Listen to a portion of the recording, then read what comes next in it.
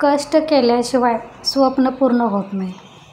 Hello नमस्कार, मी प्रतिभा तुम्हा सर्वांचं स्वागत करते आपल्या चॅनलवर, ज्याचं नाव आहे व्लॉगर परी। तर आजचा दिवस मला खूप छान सुंदर जाऊन तुमच्या मनातील सर्व इच्छा पूर्ण होईल। तर इथे मला मागही पोती दिसली असतील, त्याचं मी आज काहीतरी करणार आहे। थोडंसं बसून बरेच दिवस झालं की नाही मागवून घेतलेले। आमच्याकडे तुम्हाला कसं हे माहिती आहे काय, आमच्याकडे आता तरटी म्हणतात पोत्यांचं। म्हणजे तुम्ही आता चटई वगैरे बाहेर कसं अंतरताय, काहीतरी कडधान्य ज्वारी वगैरे उन्हात ठेवायची असेल किंवा काहीतरी सुकवायचं असेल, उन्हात वाळवण टाकायचे असेल, तर त्यासाठी आमच्याकडे नाही हे असं पोत्यांची तरटी शिवली जाते। तर त्याच्या अगोदर त्यांना थोडंसं असं तयार करून दिलं जातं, त्यानंतर ती लोक शिवून देतात। तर त्याची तयारी मी आज करणार आहे। माझं घरातलं सगळं आवरलेलं आहे, अजून कपडे उन्हात घालायचे आणि कालची वाळलेली कपडे बघा जिकडे तिकडे असे पडलेले, त्याची मी घडी घालायचे। यंदा कधी कपडे घडी करून ठेवूया आपण, तर अशीच पसरून राहते।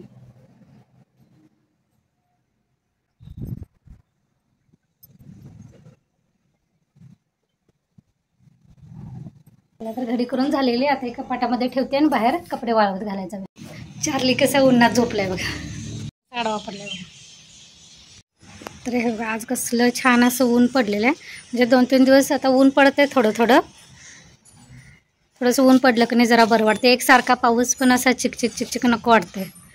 तर इथे की नाही परवा आमचं इथे बघा, इथे काम झालेलं, हा इथे खिडकी होती की नाही हे काढलेली, तर इथे थोडंसं असं बांधकाम करून घेतलं।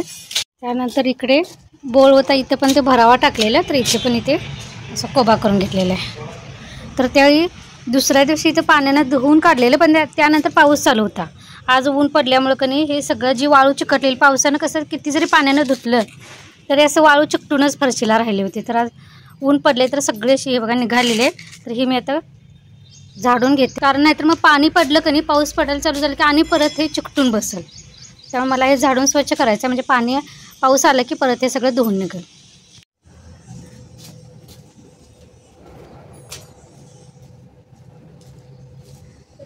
सारखं बाहेर जाते म्हणून त्याला म्हटलं थोडंसं ते भिजलेलं आहे, उन्हानं जरा वाळायचं आणि त्याला बसायला म्हणून टाकलेलं, पण अजिबात आता याच्यावर बसायचं।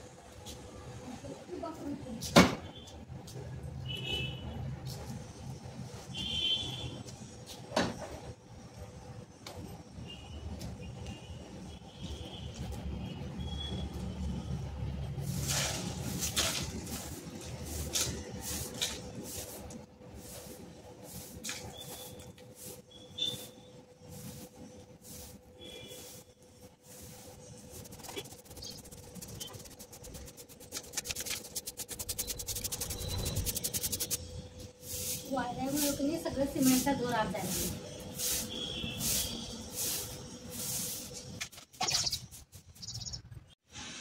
तर इथं आता मी दोन्ही बाजूला की नाही 2 असं वेगवेगळं ढीग करून घेतलं, कारण सिमेंट कसं जसं झाडू मारेल की नाही तसं ते असं जड जायला लागले झाडायला। तर आता दोन्ही बाजूला एकत्र करते आणि सुपलीनं भरून तिकडे टाकते। तर मस्त आपलं झाडून झालेलं, जितकं होईल तितके मी वाळू काढलेले। आता पाऊस पडला की सगळं धुवून जाईल। इकडे मशीन पण झालेलं आहे, बटन बंद करूया। हे कपडे पहिला उन्हात घालून घेते।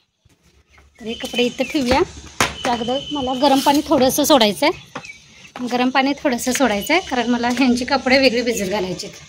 तर त्या अगोदर भिजत घालूया, नंतर जाऊया।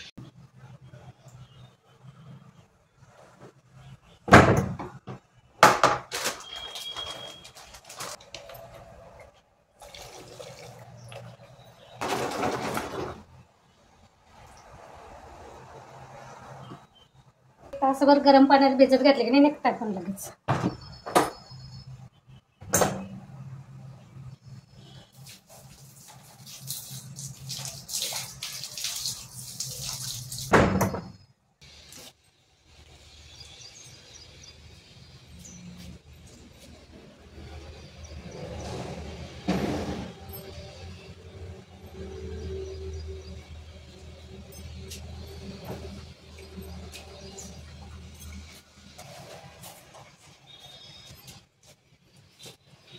जायचं चला,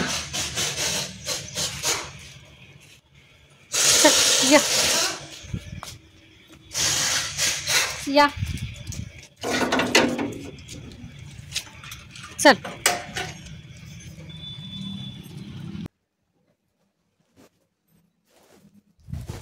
चला तर मी एकाचं काढून दाखवते तुम्हाला मी. बाकीचं ह्याच्यात कसं थोडासा कचरा पण खाली पडतो, त्यामुळे बाहेर ऊन आले, बाहेर सावली आली की मी ते काढून घेणार. हा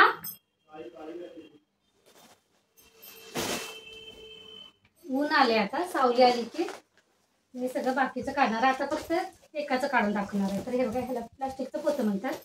जे गावाकडचे लोक आहेत की नाही त्यांना समजायला ते शेतात खत वगैरे टाकायला मिळतं की नाही, खत ह्या पोत्यातनं मिळते. युरिया खत किंवा जनावरं असतील तर त्यांचं खाद्य ह्या पोत्यामधून भेटते. तर हे पोतं धुवायचे. त्यानंतर हे एक बाजू खुलं असतं आणि एक बाजू असं पॅक असते. तर हे आता मी काढून घेणार आहे. हे टंगूसनं कधी शिवलेलं असतं.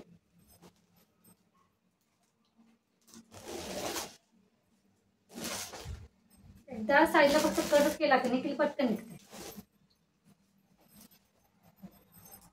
असा धागा पण कधी इतका असं जड असते, अजिबात तुटत नाही.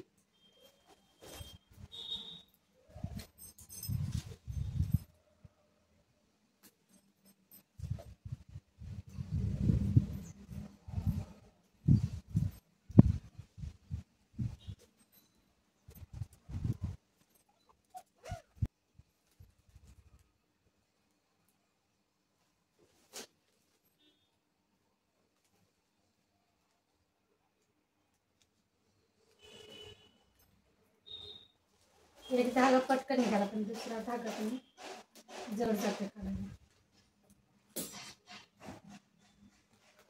निघाला. थोडीशी त्याची कधी पॅक यायला थोडासा वेळ लागतोय.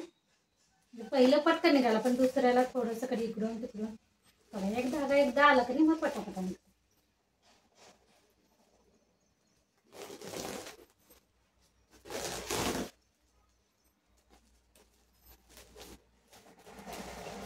तर आपण त्या पोत्याची ही बाजू पण रिकामी केलेली.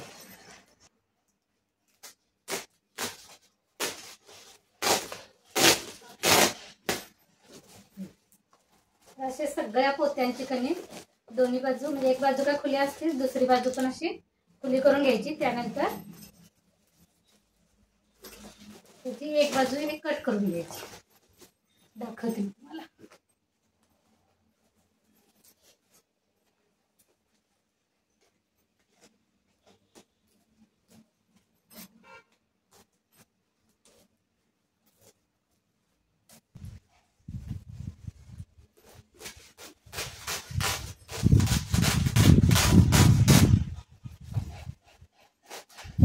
हे घरातल्या मशीनवर पण येते शिवायला, पण ह्याचे धागे कधी मशीनमध्ये अडकतात आणि मशीन एकदा मग बंद पडलं की लगेच रिपेअर पण होत नाही. त्यामुळे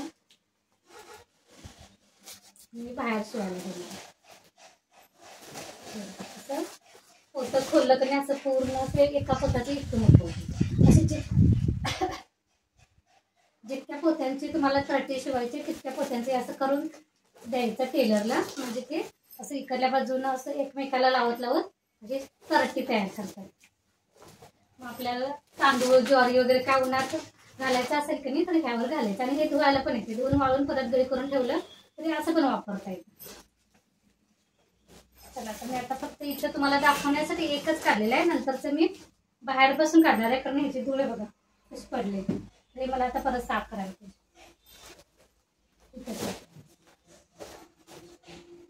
हा बॉक्स पण टाकायचा आहे. माझ्या जुन्या बांगड्या वगैरे खराब झालेल्या ह्या टाकून द्यायच्यात कचऱ्यात. चला तर ह्यासोबतच आजचा ब्लॉग पण इथेच बंद करते. पुन्हा भेटू नवीन ब्लॉगमध्ये. तोपर्यंत धन्यवाद. म्हणजे सुई पण मी आणली होती, जर चुकून लागली ती धागे काढताना तर आणि ती मोठी सुई कुठं सापडे ना मला.